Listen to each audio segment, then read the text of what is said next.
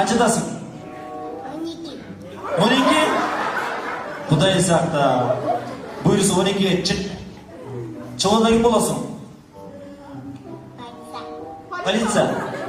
Тілегіне жет, азамат қыз. Бүгін не майрам? Той.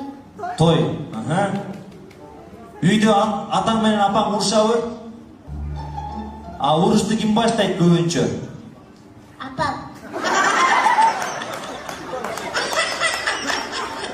Азамат баша. Апазы баштайды. Анан екі ұрышқанда кимесі жеңе олады? Апам. Апасы жеңе олады. Апаға ұрышқанды ким үйретеді? Я.